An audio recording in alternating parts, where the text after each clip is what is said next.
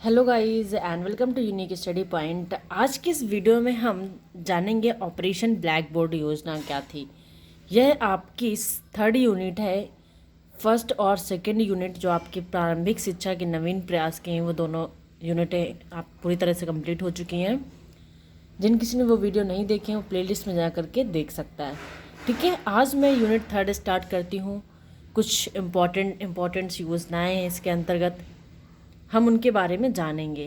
ठीक है, वीडियो शुरुआत करने से पहले यदि आप चैनल पर नए हैं तो प्लीज़ चैनल को सब्सक्राइब कर दीजिए ताकि और बेल आइकन को ज़रूर प्रेस कर दीजिए ताकि मैं जो भी वीडियो डालूँ आपको सबसे पहले नोटिफिकेशन मिल सके।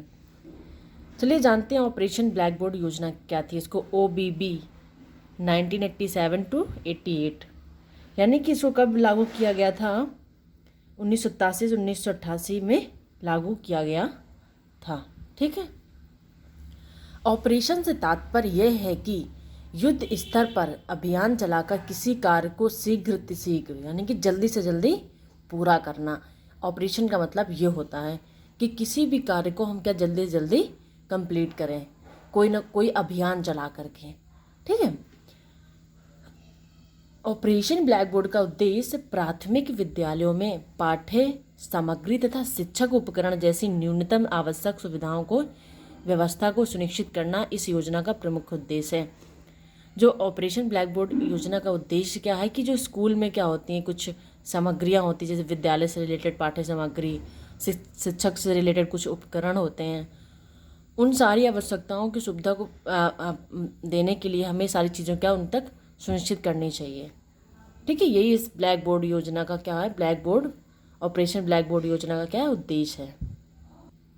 अब ऑपरेशन ब्लैक बोर्ड में दी गई सुविधाएं कौन कौन सी हैं, हम उनके बारे में जानते हैं। इसमें इसके अंतर्गत कौन कौन सी सुविधाएं दी जाती हैं। पहला पॉइंट है, प्रत्येक विद्यालय में कम से कम 2 कमरे बरामदा सहित वाले भवन उपलब्ध कराएं, यानी कि हर एक जो विद्यालय में कम से कम 2 कमरे होने चाहिए बरामदा सहित।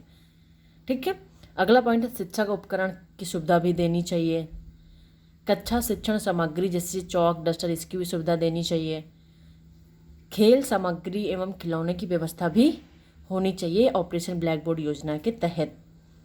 पेयजल की व्यवस्था भी होनी चाहिए, जो पीने योग्य पानी होता है। श्याम पट तथा फर्नीचर की व्यवस्था भी होनी चाहिए।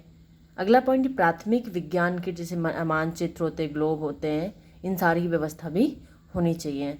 अगला पॉइंट है, पुस्तकालय में पुस्तकें होनी चाहिए, यानी कि पुस्तकालय तो बना हुआ लेकिन उसमें कोई बुक्स वहाँ पे की बुक्स होने की कोई सुविधा नहीं है, कोई किताबें हैं ही नहीं वहाँ पे। अगला पॉइंट है, वाद्य यंत्र ढोलक तबला आदि की व्यवस्था होनी चाहिए। अगला पॉइंट है, विद्यालय की घंटी झाड़न तथा कूड़ादान की भी व्यवस्था होनी चाहिए। अगला पॉइंट है, प्रसाधन यानी कि छात्र एवं छात्राओं के लिए अलग अलग होने चाहिए, यानी कि कंबाइंड। ठीक है, ये सारी क्या थी सुविधाएं, किसके अंतर्गत, ऑपरेशन ब्लैक बोर्ड योजना के तहत इतनी सारी सुविधाएं होनी चाहिए।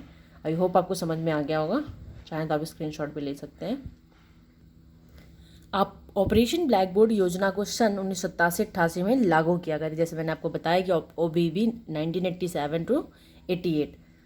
वर्ष 1992 में क्या हुआ, इस योजना का क्रियान्वयन का मूल्यांकन करके कुछ निम्नलिखित संशोधन किए गए थे। अब वो संशोधन कौन कौन से हैं जो 1992 कहते हैं, हम उनके बारे में अब जानते हैं।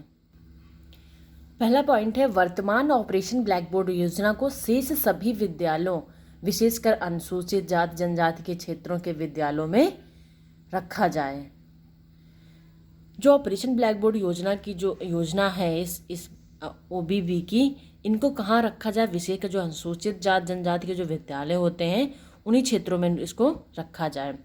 अगला पॉइंट है, नामांकित बच्चों के आधार पर जहां आवश्यक हो उन प्राथमिक विद्यालयों में 3 अध्यापकों एवं 3 कमरों की व्यवस्था की जाए। जो नामांकित किए जाने वाले बच्चे हैं उनके आधार पर 3 कमरों और 3 टीचरों की व्यवस्था की जानी चाहिए, कंपलसरी है। अगला पॉइंट है, उच्च प्राथमिक विद्यालयों तक भी OBB योजना का विस्तार किया जाए, यानी कि जो प्राइमरी तक ही नहीं रखना चाहिए ऑपरेशन ब्लैक बोर्ड को, इसको उच्च प्राथमिक विद्यालयों में भी इसकी सुविधा होनी चाहिए और इसका विस्तार करना चाहिए। ठीक है,